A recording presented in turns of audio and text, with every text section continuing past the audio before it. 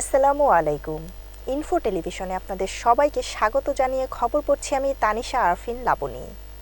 মহান বিজয় দিবস উদযাপন উপলক্ষে বিশিষ্ট ব্যবসায়ী এবং রাজনৈতিক ব্যক্তিত্ব শৌমিক সরকারের নেতৃত্বে টঙ্গীতে সোমবার বিকালে ঢাকা ময়মনসিংহ মহাসড়কে এক শোভাযাত্রা ও বিজয় মিছিল বের করা হয়েছে।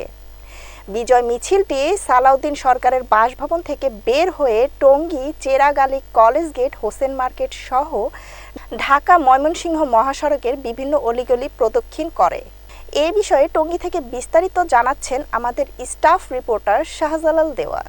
16 ডিসেম্বর মহান বিজয় দিবস উদযাপন উপলক্ষে বাংলাদেশ জাতীয়তাবাদী দল বিএনপির কেন্দ্রীয় কমিটির শ্রমিক দলের কার্যকরী সভাপতি আলহাজ সালাউদ্দিন সরকারের নির্দেশনায় তারই সুযোগ্য উত্তরসূরি বিশিষ্ট ব্যবসায়ী এবং রাজনৈতিক ব্যক্তিত্ব শৌমিক সরকারের নেতৃত্বে টঙ্গীতে সোমবার বিকালে ঢাকা ময়মনসিংহ মহাসড়কে এক শোভাযাত্রা ও বিজয় মিছিল বের করা হয়েছে।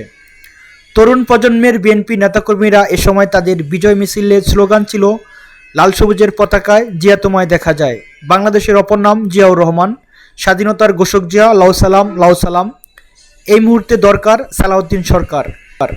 এমন নানা স্লোগান মুখরিত ছিল টঙ্গীর পুরো রাজপথ।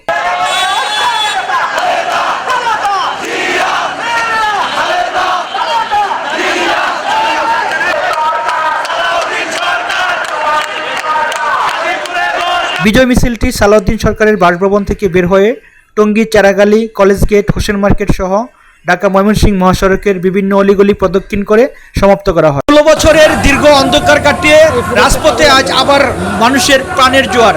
স্বৈরাচার মুক্ত এই বিজয়ের দিনে সারা দেশের মানুষ মুখে ফুটে উঠুক হাসি, হৃদয়ে থাকুক বিজয়ের আনন্দ।